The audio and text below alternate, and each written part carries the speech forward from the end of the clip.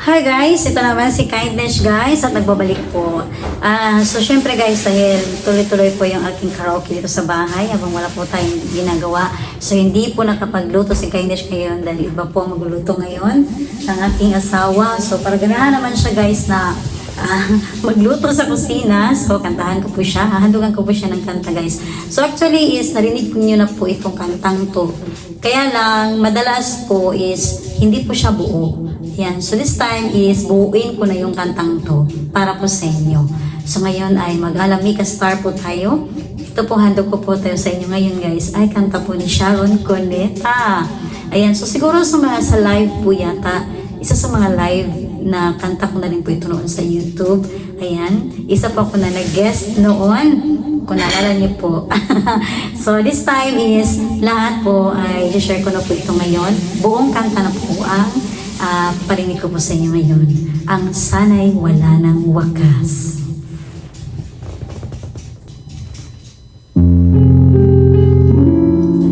Okay. Ayusin yung pagluluto ha. So ito guys, kantang to is isa sa paborito po ng aking magulang. Yan, ng aking ama.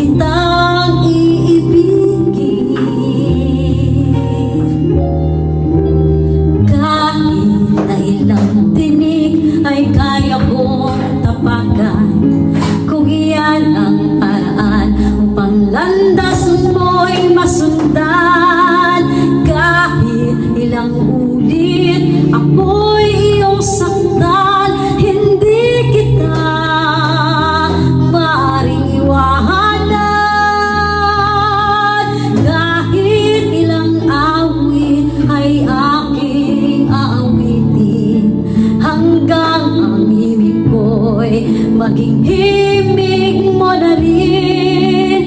Kahit ilang dagat ang dapat tawirin, higit pa riyan ang aking gagawin. Di lamang pag-ibig ko, di lamang ang buhay ko ibibigay sa ngalan ng pag-ibig mo. Higit pa riyan aking mahal ang alay ko.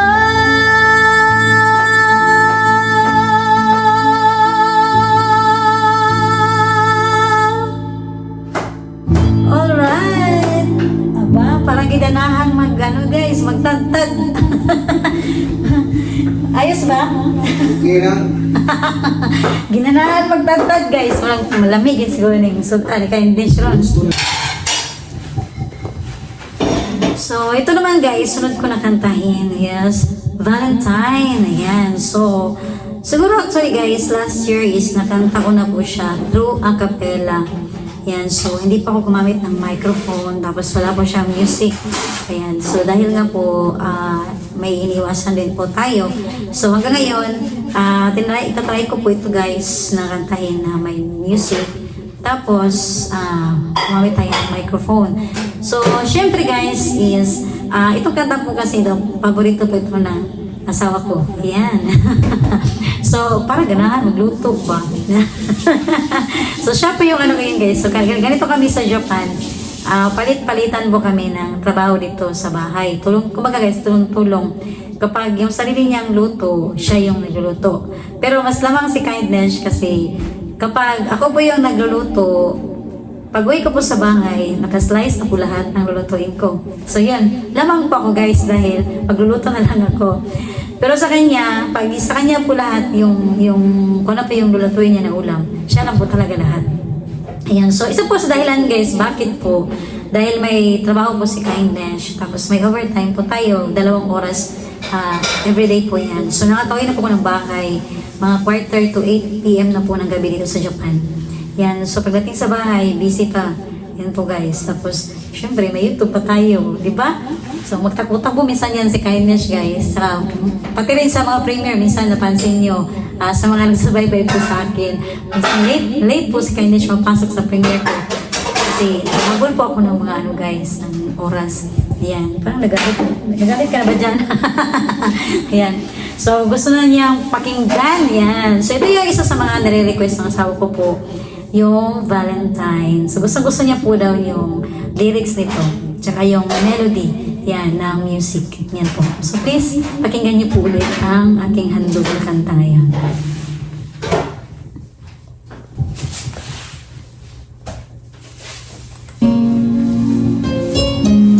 So, ito po ay kanta ng Valentine from Jim Brickman and Martina McBride. There were no words, no way to speak, I would still hear you. There were no tears, no way to feel inside, I'd still feel for you. And even if the sun refused to shine, even if romance ran out of rhyme, you would still have my heart until the end of time. You're all I need, my love, my Valentine. Alright, okay ba? So kaya po si Kindness guys, wala na practice yan. All of my life I've been waiting for all you give to me.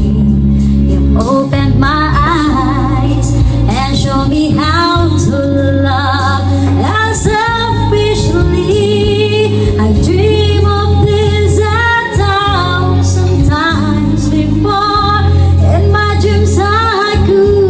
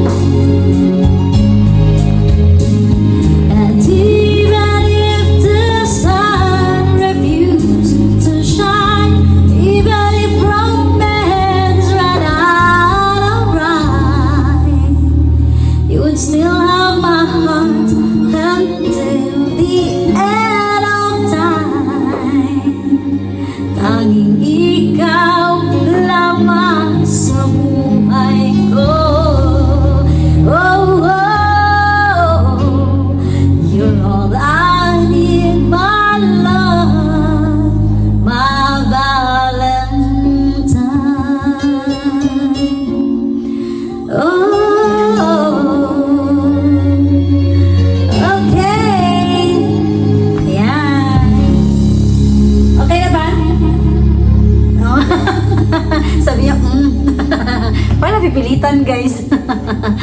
Ayan. So, yun na po guys, ang mga na-share ko po sa inyo na kanta. Ayan, kunting handog ko po sa inyo. At syempre sa aking asawa guys, binakan ng lunto. Dami din siguro na share no. Diba guys? So, ganyan na po talaga guys ang, ang pamumuhay namin dito sa Japan. So, dahil nga po, puro trabaho. Ayan. So, palagi ko po talaga nababanggit dito. Yung vlog ko po, puro trabaho talaga dito sa Japan. So, katulad po na sabi nga nung linggo nagsimba kasi ako guys, sabi nga ni Father is sa Japan daw is Monday pati Sabado may trabaho. So yung Sunday daw, yan lang po daw ang time na magkakasama ang buong pamilya. Yan po. So yan po, totoo po talaga yun guys. Sa Japan, halos Sunday lang po. Pero kahit nga po kapag may trabaho ng Sabado, pati Sunday nga po yun guys. Minsan habol kami sa oras dahil yun na lang po ang time na maglinis kami ng bahay at mamalengke. Ayan. So at least kahit paano si Kindness is tulong-tulong kami dito sa bahay. So nagagawa pa rin ni Kindness. Katulad po nito ang mag-vlog, mag-share po ng mga nalaman ko po at mga konting kalaman sa pagkanta. Yan, so nag-share ko po sa inyo dahil isa po sa dahilan na tulong-tulong kami sa bahay. Yan. So yung anak ko po guys, kahit nag-iisa lang po yung anak ko, hindi po siya buhay prinsesa. Dito po sa Japan guys, lahat ng mga bata is tinuturuan na po yan lahat sa gawaing bahay. Maging yung kumbaga kung paano mamuhay talaga dito sa Japan na mag-isa, yung talagang kayang-kaya mo na kahit may pamilya ka po, hindi pwede na lahat iasa. Yan. So yun guys, marinig niyo po, nagsisimula na magluto. Yan. So thank you po ulit guys, ako na po mapaalam sa inyo lahat. And thank you yun kayo sa support of community. Tapos, syempre ay tuloy ko na lang po yung ating karaoke. Kapag, ayan, abangan niyo po guys, magkanta tayo ng disco version. Ayan, so maghanap ako ng lugar kung saan pwedeng sasayang si Kindness. Aba! Ayan guys, so please, abangan niyo lang po yan guys. At muli ako ay magpapaalam sa inyong lahat. Dahil kailangan ko na rin po na marami po akong i-prepare para sa trabaho bukas. Ayan, so siguro yan ang po lahat ang aking mga na-vlog po sa linggong ito. Bye guys! Thank you for watching po. Arigatou gozaimasu!